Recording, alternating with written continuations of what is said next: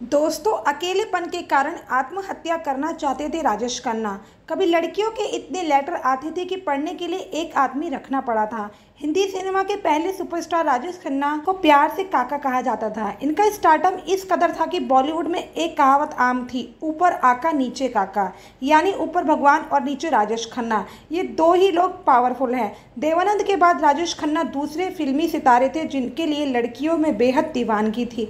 1970 के दशक में इनके बंगले पर लड़कियों के इतने खत आते थे कि उन्हें पढ़ने के लिए अलग से एक आदमी रखना पड़ा। इनमें कई खत खून के लिखे होते थे। राजेश खन्ना अमृतसर में जन्मे थे और गरीबी के कारण माता पिता ने इन्हें अपने एक रिश्तेदार को गोद दे दिया था। फिल्मों में आने के लिए इन्होंने खूब कोशिशें की। एक टैलेंट हंट में 10,000 लोगों को हराकर राजेश खन्ना कंपटीशन जीते और इसी के जरिए उन्हें 2 फिल्में मिली। यहाँ से शुरू हुआ स्टारडम का सिलसिला।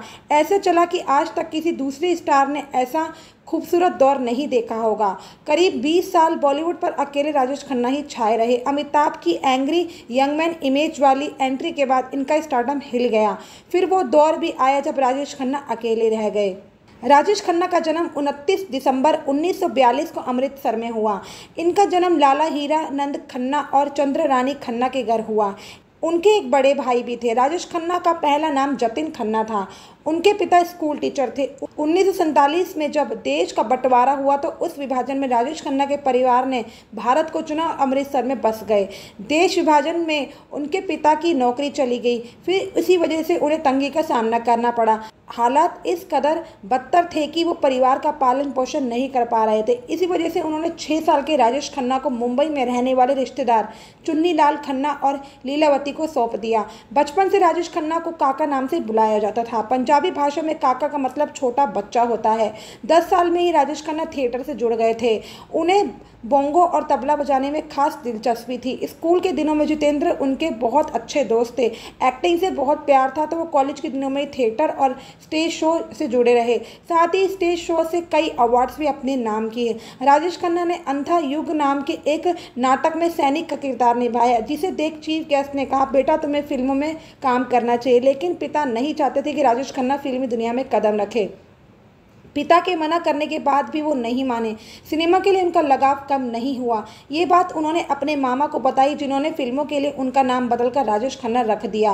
राजेश खन्ना के स्पोर्ट्स कारों का शौक था। वो ऑडिशन भी एमजी स्पोर्ट कार से देने जाया करते थे। उस समय ऐसी कारों का कलेक्शन फिल्मी सितारों के पास भी नहीं होता था। जब वो ऑडिशन देने जाते थे तो उनकी कार वहाँ पार्क होती थी, जहाँ कई फिल्मी सितारे और डायरेक्टर प्रोड्यूसर की गाड़ियाँ खड़ी रहती थी। कभी कभार जब राजेश खन्ना की मुलाकात किसी डायरेक्टर से होती तो वो कहते थे, अगर आप जूनियर आर्टिस्ट का भी रोल मुझे दे दो तो मैं उसे भी पूरी शिद्दत से करूंगा। लेकिन कोई भी उनकी बातों को तवज्जो नहीं देता था। 1966 में राजेश खन्ना की पहली फिल्म आखिरी खत रिलीज हुई थी। इस फिल्म को 40वें ऑस्कर अवार्ड के बेस्ट फॉरेन लैंग्वेज फिल्म के तहत एंट्री मिली थी, लेकिन फिल्म नॉमिनेशन राउंड से बाहर हो गई थी। हालांकि राजेश खन्ना की पहली फिल्म फ्लॉप रही। 1967 में उनकी दूसरी फिल्म राज रिलीज हुई, जिसने बॉक्स ऑफिस पर ताबड़तोड़ कमाई की। फिल्म का बजट 65 लाख था, जिसने इंडियन बॉक्स ऑफिस पर 1 करोड़ का कलेक्शन किया था। पहले फिल्म आराधना का टाइटल वंदना था। ठीक इसी कहानी पर एक और फिल्म लिखी गई जिसका टाइटल एक श्रीमान एक श्रीमती था। जब ये बात फिल्म आराधना के डायरेक्टर शक्ति सामंत को पता चली तो शुरुआत में उन्होंने फिल्म बनाने से मना कर दिया। हालांकि बाद में कहानी में कुछ बदलाव किए गए, डबल रोल का कॉन्सेप्ट लाया गया, जिसके बाद आराधना बनी। फिल्म आराधना के गाने मेरे सपनों में कब आएगी तो गाना को लोगों को बहुत पसंद आया था। लेकिन क्या आपको पता है, गाने में नजर आए राजेश खन्ना ने सड़कों पर शूटिंग की थी। वहीं शर्मिला टैगोर ने स्टूडियो में गाने के हिस्से को शूट किया था। दरअसल जब इस गाने को फिल्माया गया तो शर्मिला टैगोर किसी कारणवश शूटिंग सेट पर नहीं जा पाई थी। इस वजह से राजेश खन्ना के हिस्से को सड़क पर शूट कर लिया गया था। वहीं बाद में एक स्टूडियो में शर्मिला टैगोर के हिस्से को शूट किया गया था, जिसे बाद में एडिट करके दर्शकों के सामने लाया गया। राजेश खन्ना की लोगों के बीच जबरदस्त दीवानगी थी। जहां वो फिल्मों की शूटिंग करते थे वहां पर फैंस उन्हें देखने के लिए पहुंच जाते थे, जिसमें कभी कभी हादसा भी हो जाता था। किस्सा ये भी है कि फिल्म कटी पतंग की शूटिंग का जब राजेश खन्ना शूटिंग के लिए नैनीताल गए थे, शूटिंग लोकेशन नैनी झील के आसपास का था, इसलिए उस झील को 3 दिनों के लिए चारों तरफ से नाव से बांध दिया गया था। वजह यह थी कि लोग उन्हें देखने के लिए बड़ी तादाद में वहाँ जरूर पहुँचेंगे, जिस वजह से हादसा होने का भी खतरा था। दूसरा किस्सा फिल्म अमर प्रेम प्रेम का है। इस फिल्म के सीन की शूटिंग कोलकाता के हावड़ा ब्रिज के नीचे होनी थी, जहां पर राजेश खन्ना को शर्मिला टैगोर के साथ बोट में नजर आना था, लेकिन बाद में वहां के अथॉरिटी ने इसके लिए परमिशन नहीं दी। अथॉरिटी का कहना है कि राजेश खन्ना को देखने के लिए हावड़ा ब्रिज पर इतने लोग जमा हो जाएंगे कि पुल टूट भी सकता है, इसलिए शूटिंग वहां नहीं हो सकती। राजेश खन्ना के दोस्तों की लिस्ट में साउथ एक्टर कमल हसन का नाम भी शामिल है। एक बार राजेश खन्ना के साथ कमल हसन एक अमेरिकन फिल्म देखने गए थे। वहां मौजूद लोगों को इस बात का बिल्कुल भी अंदाजा नहीं था कि वहां पर राजेश खन्ना भी है। सब कुछ ठीक था और फिल्म भी खत्म हो गई, लेकिन राजेश खन्ना फिल्म खत्म होने के बाद उसके टाइटल एंड को देखने लग गए। उधर कमल हसन को इस बात की चिंता सताने लगी, अगर ये बात वहां मौजूद लोगों को पता चल गई तो थिएटर में भगदड़ मच जाएगी। आखिरकार वही हुआ, लोगों ने राजेश खन्ना को पहचान लिया और उन्हें छूने के लिए वहां मौजूद लोगों में खींचातानी होने लगी। कमल हसन ने उस भीड़ में राजेश खन्ना को बचाकर बाहर निकाला, लेकिन लोगों की खींचातानी में राजेश खन्ना की शर्ट फट गई। हालांकि इसके बावजूद वो मुस्कुरा रहे थे। राजेश खन्ना के लिए फैंस की दीवानगी कभी खत्म नहीं हुई।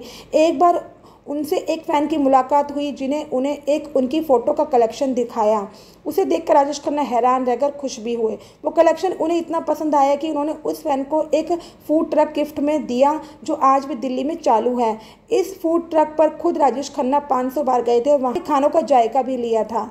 फिल्म रोटी 1974 में रिलीज हुई थी, जिसे राजेश खन्ना के साथ मुमताज़ नजर आई थी। फिल्म का क्लाइमैक्स सीन था कि जिसमें राजेश खन्ना को मुमताज़ को अपने कंधों पर लेकर बर्फ़ से भरी वादियों में लेकर दौड़ना था। इस सीन का परफेक्ट शॉट देने के लिए राजेश खन्ना ने 8 दिनों तक प्रैक्टिस की थी, जिसके बाद इस सीन को शूट किया गया था। जब इस सीन की शूटिंग पूरी हो गई थी तो उनके बाएं कंधे पर लाल निशान बन गए थे, क्योंकि उस समय मुमताज़ का वजन थोड़ा अधिक था। इस वजह से राजेश खन्ना का कंधा चोटिल हो गया था। राजेश खन्ना को हिल स्टेशन से बहुत प्यार था। यही वजह थी कि कश्मीर को उनका दूसरा घर कहा जाता था।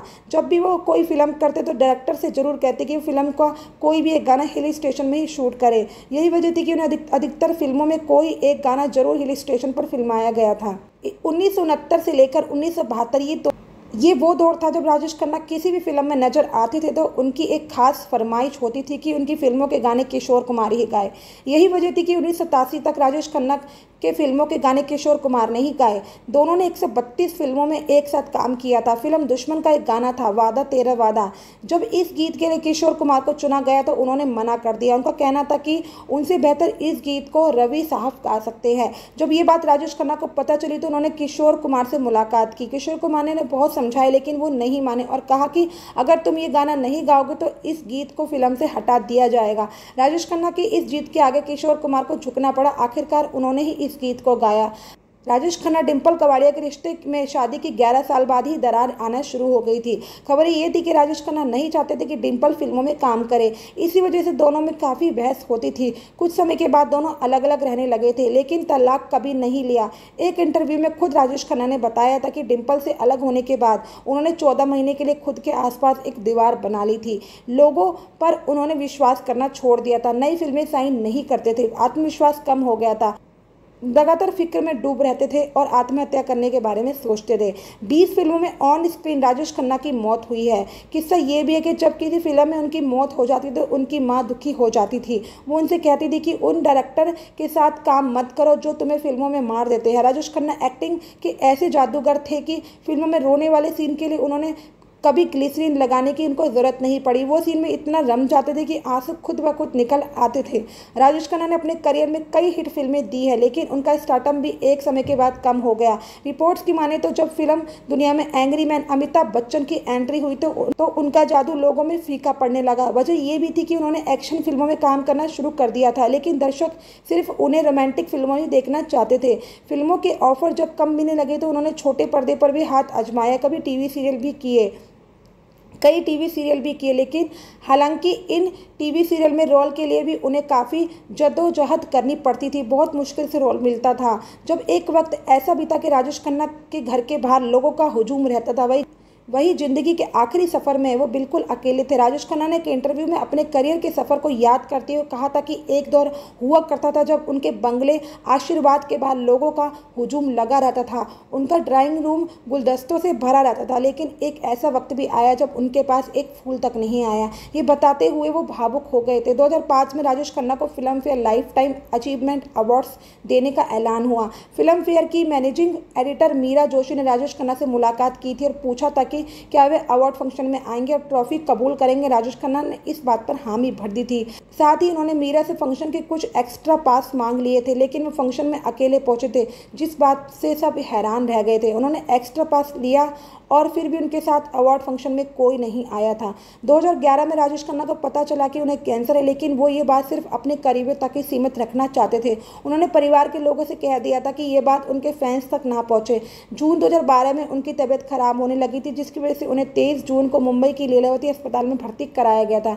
तबीयत में सुधार होने के बाद 8 जुलाई को अस्पताल से छुट्टी मिल गई थी। 14 जुलाई को फिर से राजेश खन्ना की लीलावती अस्पताल में भर्ती कराया गया था, लेकिन उन्हें इस बात का अंदेशा हो गया था कि अब उनके पास ज़्यादा दिन नहीं बचे हैं। इसलिए उन्होंने अपने परिवार वालों से कहा था कि वो अपने घर में आखिरी सांस लेना चाहते हैं। 16 जुलाई को उन्हें अस्पताल से डिस्चार्ज कर दिया गया था, जिसके 2 दिन बाद 18 जुलाई को राजेश खन्ना का निधन उनके बंगले आशीर्वाद में हो गया था। राजेश खन्ना के निधन के बाद दुनिया को पता चला कि वे कैंसर से पीड़ित थे। उनकी अंतिम यात्रा में करीब 10 लाख से भी ज़्यादा लोग शामिल हुए थे। वैसे दोस्तों, आपको राजेश खन्ना कैसे लगते हैं हमें कमेंट में बताइएगा, और आपको उनकी कौन सी फिल्म ज़्यादा पसंद है हमें कमेंट सेक्शन में लिख के ज़रूर बताइएगा। धन्यवाद।